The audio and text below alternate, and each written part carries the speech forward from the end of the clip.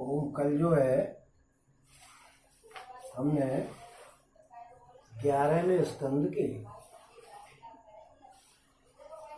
10वें अध्याय को, जिसमें लौकिक तथा पारलौकिक भोगों की असारता का निरूपण किया गया था, उसको पढ़ा था। और आज 11वें अध्याय में बद्ध मुक्त और भक्तजनों के लक्षण बताए जाएंगे। लेकिन कल जो है वो एक बात समझ में नहीं आ पाई थी। उन्होंने बताया था 10वें अध्याय में भगवान जी ने कहा था, कन्हैया जी ने, कि हो मेरे प्यारे उद्धव, यदि तुम कदाचित कर्मों के कर्ता और सुख दुखों के भोक्ता जीव को अनेक तथा जगत काल वेद और आत्माओं को नित्य मानते हो, अगर आप ये कहते हो कि सभी वस्तुएं नित्य हैं, यानी कभी नहीं मिटने वाली हैं, चलो हमने मान लिया कि आप ये मानते हो, और साथ ही समस्त पदार्थों की स्थिति प्रवाह से नित्य और यथार्थ स्वीकार करते हो, सारे पदार्थों की स्थिति को भी आप स्वीकार करते हो जो तो सब नित्य है, हमें तो दिख रहे हैं, इसलिए परमानेंट है। तथा ये समझते हो कि घटपट आदि बाहरी आकृतियों के भेद से उनके अनुसार ज्ञान ही उत्पन्न होता है और बदलता रहता है।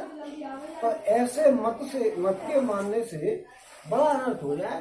अगर आप ये कहो कि दुनिया की सब चीजें सत्य है, नित्य है, इनका कभी नाश नहीं होगा, तो ऐसा मानने से बड़ा नुकसान हो जाएगा।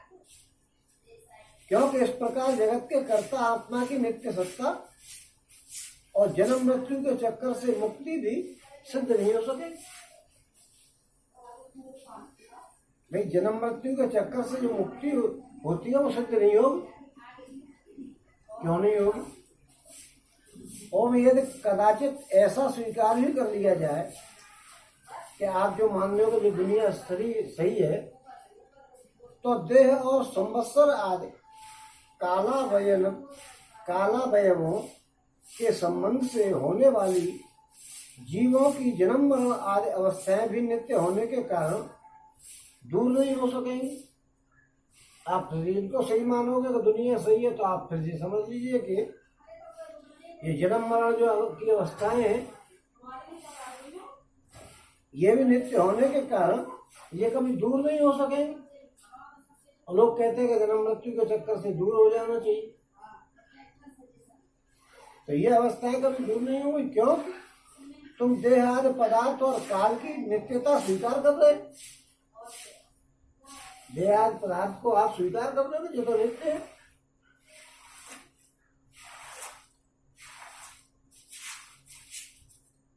और इसके सिवाय यहाँ भी कर्मों का कर्ता तथा सुख दुख का भोक्ता जीव परतंत्र ही दिखाई देता है, मगर यहाँ पे जीव तो परतंत्र ही दिखाई देता है। जो कर्मों का कर्ता है तथा दुख और सुख का भोगने वाला है, जो जीव है, ये तो यहाँ परतंत्र ही दिखाई देता है। आप इसको नित्य कैसे मान लोगे? बात ये चल रही है कि आप दुनिया को सही मान लो, तो भी जो करता है, जो सुख दुख का भोगने वाला, वो तो अनित्य है, उसको तो मरना है। यदि वो स्वतंत्र हो तो दुख का फल क्यों भोगना चाहेगा? परतंत्र है, बंधा हुआ है। कोई भी आदमी ये चाहेगा कि मुझे दुख मिल जाए? कोई नहीं चाहेगा। सभी व्यक्ति जो हैं वो ऐसा प्रयास करते हैं कि हमें कभी दुख का पाले ही नहीं पड़ा, इसलिए वो दान करते हैं, इधर जाते हैं, तीर्थों में जाते हैं, कभी सिद्ध को मनाते हैं, कभी देवताओं को मनाते हैं, कभी कुछ करते हैं, कभी कुछ करते हैं, कभी भगवान की पूजा करते हैं, सब कुछ करते हैं। वो ये चाहते हैं कि हमें कभी दुख मिला ही नहीं। लेकिन यदि वो स्वतंत्र हो तो दुख का फल क्यों भोगना पड़ता है? फिर भी आदमी को दुख मिलता है। 50 प्रयास करेगा आदमी, लेकिन उसको फिर भी दुख मिलता है।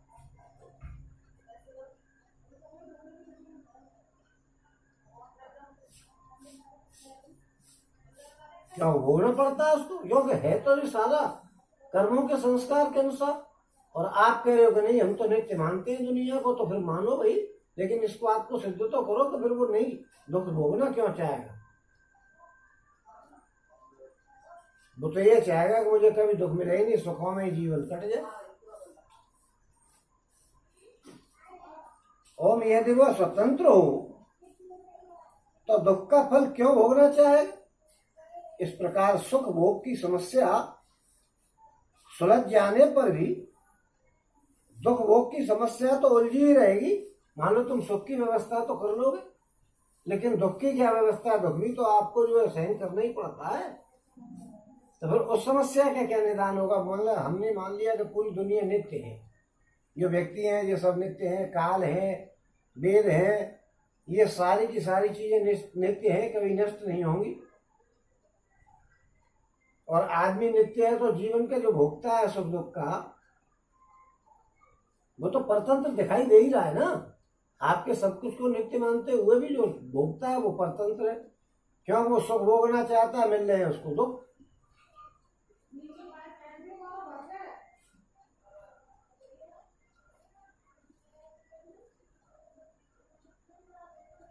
तो इस प्रकार सुख भोग की समस्या सुलझ भी जाए कि चलो हम सुख प्राप्त करने की व्यवस्था कर रहे हैं, तो दुख भोगने की समस्या का तो कोई इंतजाम नहीं है। दुख तो आपको अपने आप आ जाते हैं, तो भोगने ही पड़ते हैं। अतः इस मत के अनुसार जीव को कभी मुक्ति या स्वतंत्रता तो प्राप्त हो ही नहीं सकती। आपके मत के अनुसार जब सब चीज नित्य है तो जीव को कभी स्वतंत्रता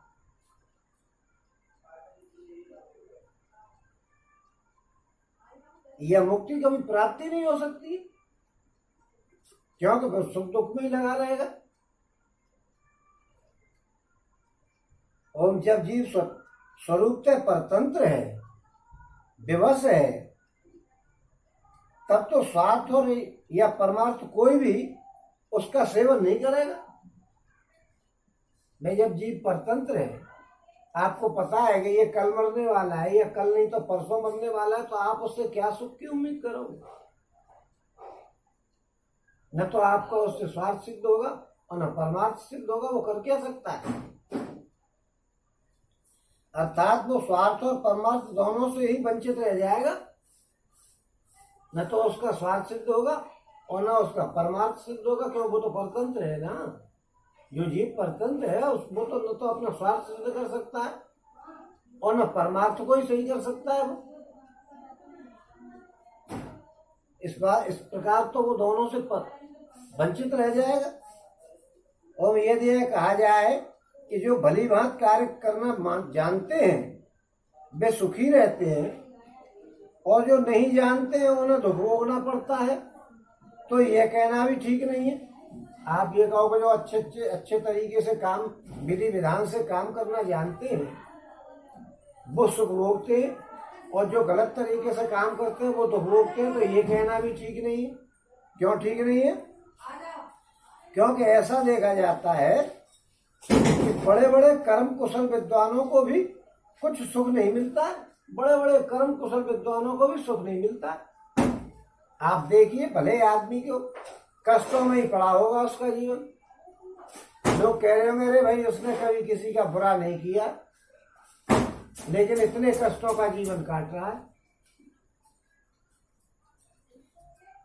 ऐसा देखा जाता है कि बड़े बड़े कर्म कुशल विद्वानों को भी कुछ सुख नहीं मिलता। अब आप उनको ही देख लीजिएगा। बड़े बड़े कार्य कुशल थे भीष्म पिता में, लेकिन उनको कोई सुख मिला। कांटों पे लटका दिया गया, तीरों पे। रामानुज जी जो थे उनको कौन सी बीमारी थी, वो कष्ट ही झेलते थे, जबकि वो माता मैया के बड़े प्यारे भक्त थे और उसकी डायरेक्ट माता मैया से वार्तालाप था, लेकिन उन्होंने कष्ट ही कष्ट झेले। समाज में भी ऐसा देखा जाता है, जो आदमी भले कर्मों में लगा हुआ है वो कष्ट ही कष्ट झेल रहा है, उसका कोई इंतजाम नहीं। और कभी कभी बेवकूफ आदमियों को कभी दुख से पाला भी नहीं पड़ता है। बेवकूफ आदमी की जिंदगी ऐसे ही निकल जाती है आराम में। जो समझदार होते हैं, कर्मों को तरीके से करते हैं, उनको तो दुखी दुख झेलना पड़ता है पूरे जीवन में। और जो मूर्ख होते हैं उनको कभी दुख से पाला नहीं पड़ता। ऐसा अक्सर समाज में देखा जाता है।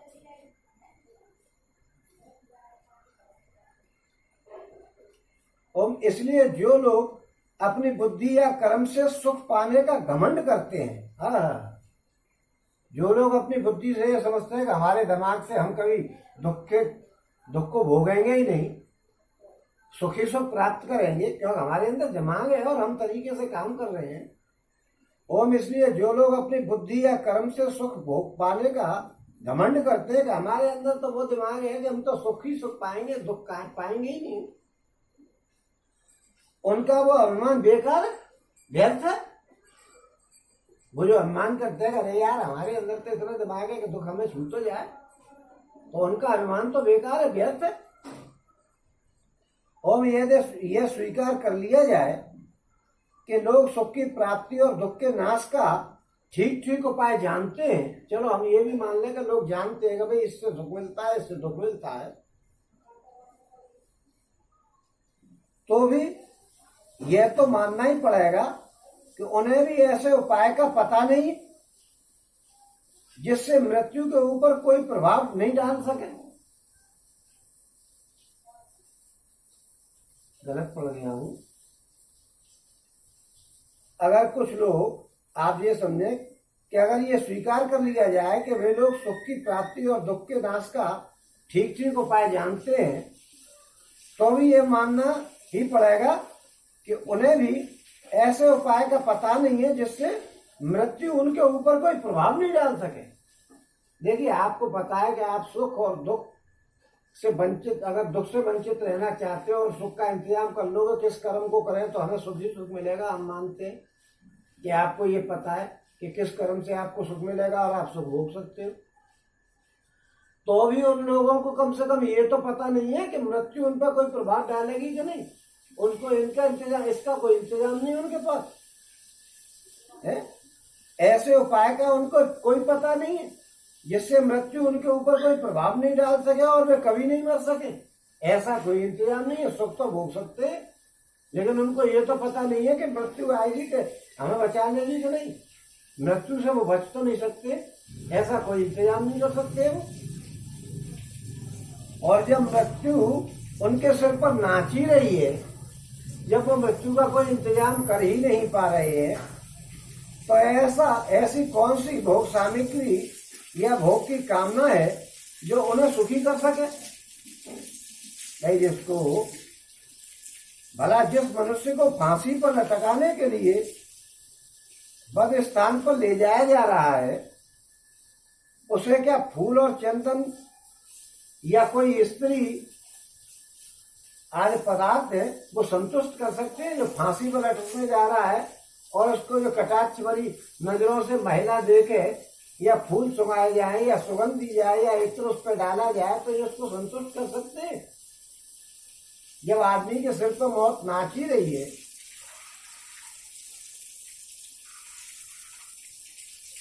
तो फिर उसका क्या इंतजाम है? उसको अच्छा लगेगा?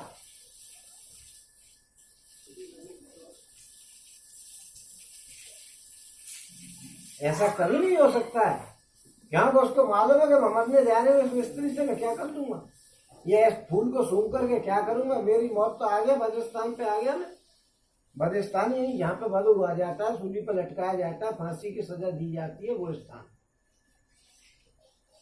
ओ मत है पूर्वोक्त मत मानने वालों की दृष्टि से न सुखी सिद्ध होता है और न जीव का कुछ पुरुषार्थी सिद्ध होता है। जो ऊपर की बातों को जो अभी अभी मैंने पढ़ी है, इनको जो मानते हैं कि दुनिया में सब सही है, पूरी दुनिया सही है, तो इन बातों को कैसे सिद्ध कर लोगे? मौत का तो उन पर कोई इंतजाम नहीं। उनको मान लिया कि सुख का इंतजाम है उन पर, हम तो सुख प्राप्त करेंगे हमारे कर्मों की, हमें पता है कि किससे सुख मिलेगा। तो फिर कम से कम आपको ये तो इंतजाम नहीं है कि मौत तुम पर असर नहीं डाले, ऐसा तो कोई तुम्हें उपाय मालूम नहीं है, और ही तुम मरो ही तो।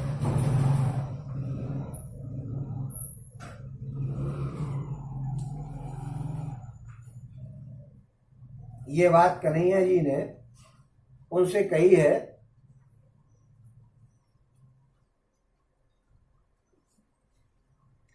ओम प्यारे उद्धव जी, लौकिक सुख के समान पारलौकिक सुख भी दोष युक्त ही है।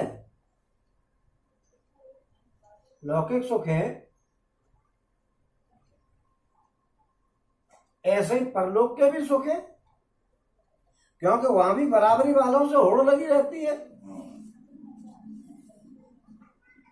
अधिक सुख भोगने वालों के प्रति अनसूया होती है, उनके गुणों में दोष निकाला जाता है और छोटों से वहां पर भी घृणा की जाती है। आप स्वर्ग में घूमोगे तो आपको वहां भी सुख और दुख मिलेगा।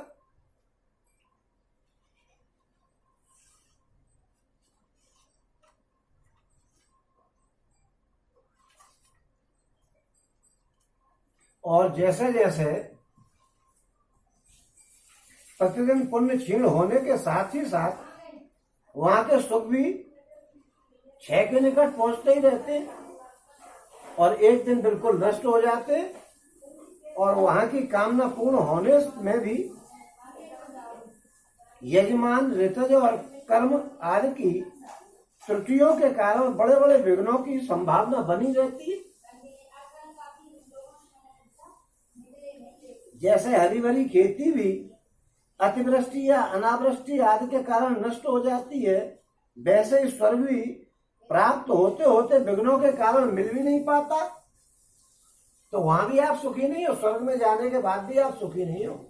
वहां भी चिंता लगी रहती है, वहां भी बराबर वालों से होड़ लगी रहती है कि इसके घर में कार आ गई है तो मुझे भी कार लानी, इसके घर में कूलर आ गया तो मुझे भी कूलर लाना।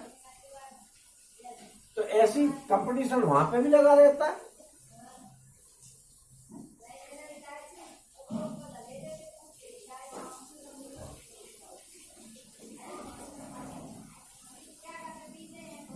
यदि यज्ञ आगाज धर्म बिना किसी विघ्न के पूरे हो जाए तो उसके द्वारा जो स्वर्ग आदि लोग मिलते हैं उनकी प्राप्ति का प्रकार मैं आपको बतलाता हूं, उसे सुनिएगा।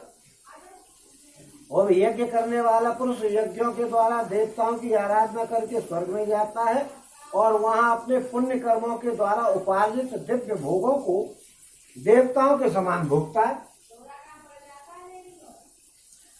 और उसे उसके पुण्यों के अनुसार एक चमकीला विमान मिलता है वहां पर, और वह उस पर सवार होकर के सुर सुंदरियों के साथ विहार करता है।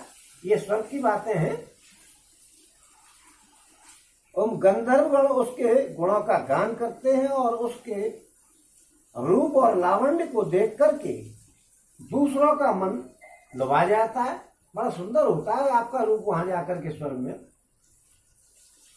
और उसका विमान वो जहां ले जाना चाहे वहीं चला जाता है। ऐसा विमान मिलता है स्वर्ग में कि आपने कहीं वहां ले चल तो वहीं ले चलेगा, क्योंकि आपने पुण्य करे ना, इसलिए। और उसकी घंटियां घनघना करके दिशाओं को गुंजारित करती रहती है।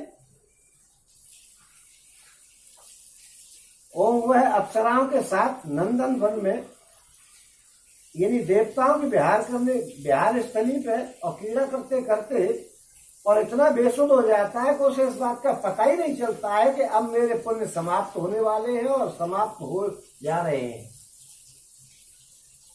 और मैं यहाँ से ढकेल दिया जाऊंगा। इन बातों पर उसका ध्यान ही नहीं जाता है, क्योंकि वो तो मस्त हो रहा है ना अप्सराओं के साथ। और जब तक उसे उसके पुण्य शेष रहते हैं तब तक वो स्वर्ग में चैन की बंसी बजाता रहता है, परंतु पुण्य क्षीण होते ही इच्छा नहीं रहने पर भी उसे नीचे गिरा दिया जाता है। और क्योंकि काल की चाल ही ऐसी है साहब, ये तो समय है। और यदि कोई मनुष्य दुष्टों की संगति में पड़ करके और अधर्म परायण हो जाए, अपनी इंद्रियों के बस में होकर के मनमानी करने लगे, लोभ के कारण दाने दाने में कृपणता करने लगे। कृपणता मतलब कंजूसी।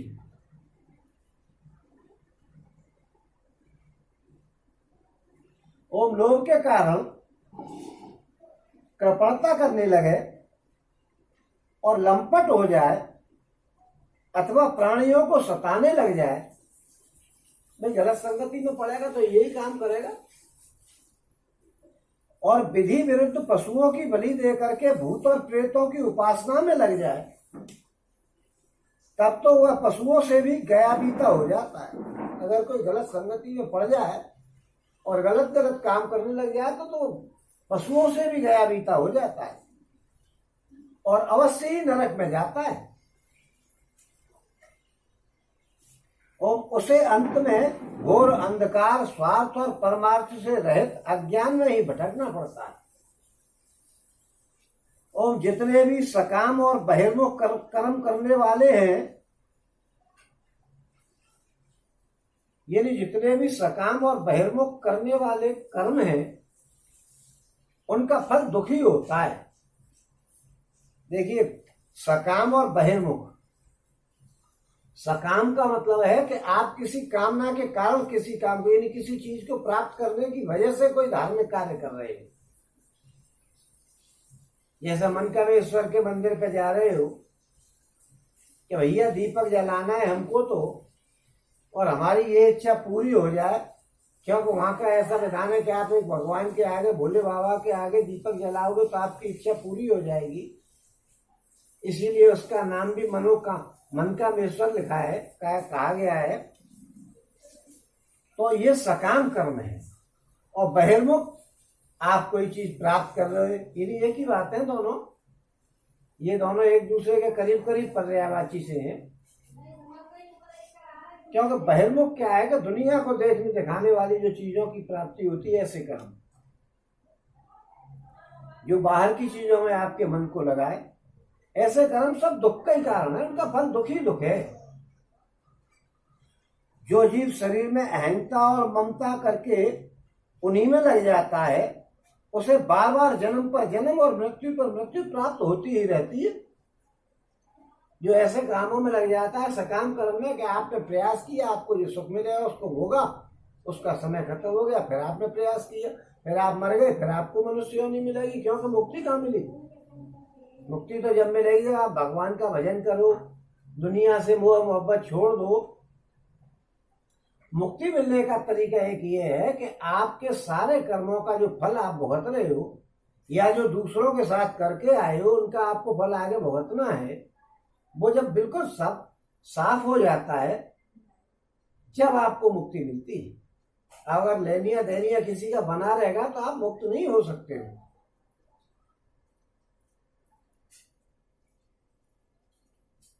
तो ऐसी स्थिति में मृत्यु धर्मा जीव को क्या सुख हो सकता है? जन्म मृत्यु होती रहती है, जन्म हो रहा है, कभी मृत्यु हो तो उसको सुख कहाँ मिलेगा? माँ के गर्भ में लटका होगा तो भोग रहा होगा, क्योंकि गंदी गंदी वस्तुओं में लटका रहता है। और बाहर निकल के अगर मच्छर खा रहा है तो किसी से कह नहीं सकता है कि मेरे को मच्छर खा रहा है, भाई खुद उड़ा नहीं सकता है क्योंकि बच्चा है, तो उसको सुख कहाँ मिल रहा है? और बड़ा हो गया तो कोई बीमारी लग गई तो घुर्र घुर्र करके मरा जा रहा है, उसका कोई इलाज नहीं, डॉक्टरों पे लाइन लग रही है, डॉक्टर भी आएगा देखेगा, ऐसे देखेगा जैसे इसको कोई मतलब ही नहीं है। आप मरे जा रहे हो, डॉक्टर को ये लगता है नहीं क्या है, ठीक है, क्यों? उसके तो रोज के काम है, उसको सुख कहाँ मिलता है? और सारे लोक और लोकपालों की आयु भी केवल एक कल्प की है। जितने लोकपाल हैं दुनिया को चलाने वाले, उनकी भी आयु जो है वो सीमित है। इसलिए मुझसे वो भयभीत रहते हैं। कन्हैया जी कह रहे हैं कि वो मुझसे भयभीत रहते हैं कि आयु पूरी हुई और उनका भी दी एंड हुआ। औरों की तो बात ही क्या है, स्वयं ब्रह्मा जी भी मुझसे भयभीत रहते हैं, क्योंकि ब्रह्मा जी की आयु जो है काल से सीमित है, यानी केवल 2 परार्ध की है। ये परार्ध जो है वो समय को नापने वाली चीज है, यानी कितने वर्ष। 100 वर्ष की आयु तो 100 वर्ष के दिन और 100 वर्ष की रात, इस तरीके की ब्रह्मा जी की भी आयु है। उनकी आयु का गणना कुछ लंबी चौड़ी है। ओम सत रज और तम, ये तीनों गुण, यानी सत्वगुण, रजोगुण और तमोगुण, ये तीनों गुण इंद्रियों को उनके कर्मों में प्रेरित करते हैं। ये गुणों में बह के ही आपको सत्गुण के सहयोग चल रहे होंगे तो आप धार्मिक कामों की सोच रहे होंगे कि मैं ये काम करा दूं, मैं वो भागवत करा दूं, मैं उसका भला कर दूं, मैं कुआं खुदवा दूं, या मैं ये दान करा दूं। ये सत्गुण की बातें हैं। रजोगुण की बातें क्या है? अरे यार इस काम को कर दूं तो मुझे ये लाभ मिल जाएगा, ये रजोगुण की बात है। और तमोगुण की क्या बात है? अरे यार मुझे तो उसको ही देखना है, उसका ऐसा कर दूंगा और उसका बुरा यूं हो जाए और उसका यूं कर दूंगा, ऐसा ऐसी विचारधारा है तो समझ लो आप तमोगुण में चल रहे हो। या दिन भर सो रहे हो, सुबह से शाम तक जगने का मन ही नहीं कर रहा है, तो आप समझ लो तमोगुण में जा रहे हो। ये तीनों गुण इंद्रियों को उनके कर्मों में प्रेरित करते हैं और इंद्रियां कर्म करती हैं। इंद्रियां कर्म करती हैं। अब कर्म इंद्रिय तो काम करेगी।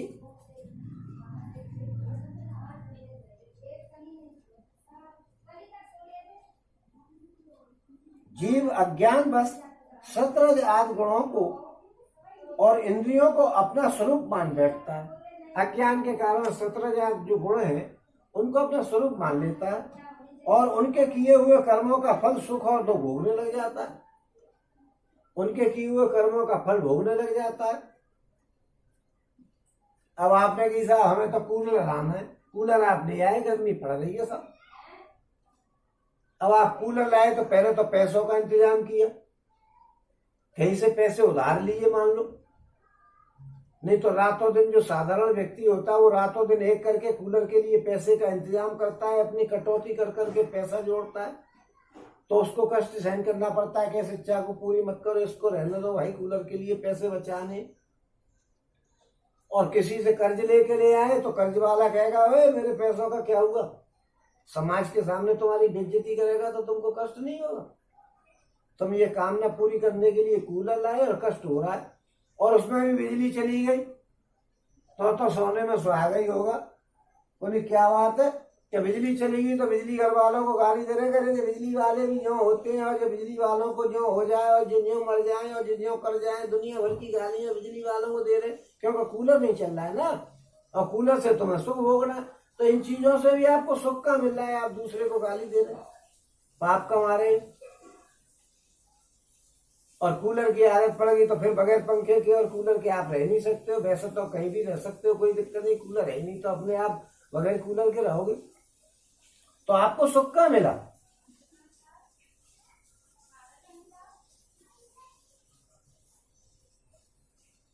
ओम जब तक गुणों की विषमता है, अर्थात शरीर आदि में मैं और मेरेपन का अभिमान है, तभी तक आत्मा के एकत्व की अनुभूति नहीं होती है। जब मैं हूं तो फिर आत्मा क्या, सामने वाले को किसी को कोई समझेगा ही नहीं। ओम वो अनेक जान पड़ता है, और जब तक आत्मा की अनेकता है तब तक तो उन्हें काल अथवा कर्म किसी के अधीन रहना ही पड़ेगा। ओम जब तक परतंत्रता है तब तक ईश्वर से भय बना ही रहेगा। जब तक परतंत्रता है, परतंत्रता मतलब स्वतंत्रता नहीं है, आप किसी के बंधन में हैं, तो भैया फिर आपको ईश्वर से तो डरना ही पड़ेगा। जो मैं और मेरेपन के भाव से ग्रस्त रह करके आत्मा की अनेकता परतंत्रता आदि मानते हैं और वैराग्य न ग्रहण करके बहिर्मुख करने वाले कर्मों का ही सेवन करते रहते हैं, उन्हें शोक और मोह की प्राप्ति होती है।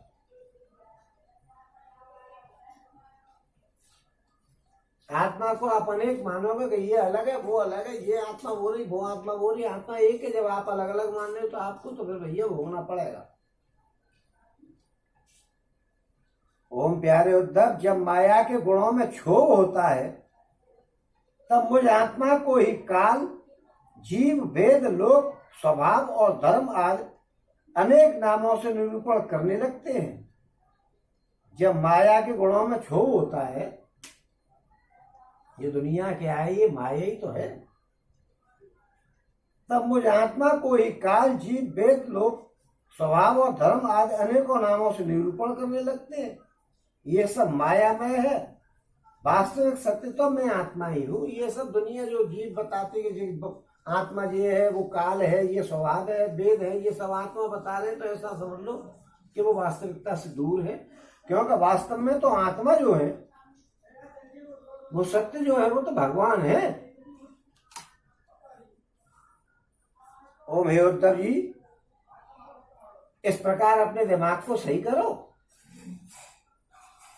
इतना सुनकर के उद्धव जी ने कहा कि हे भगवान, ये जीव देह आदि रूप गुणों में ही रह रहा है, फिर देह से होने वाले कर्मों या सुख दुख आदि रूप फलों में क्यों नहीं बनता है? ये जीव क्यों नहीं बनता है? जीव जो है देह आदि रूप गुणों में ही रह रहा है, तो फिर ये बनता क्यों नहीं है?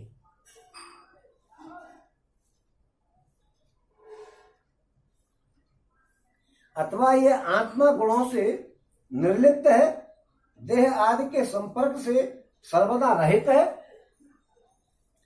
फिर इसे बंधन की प्राप्ति कैसे होती है?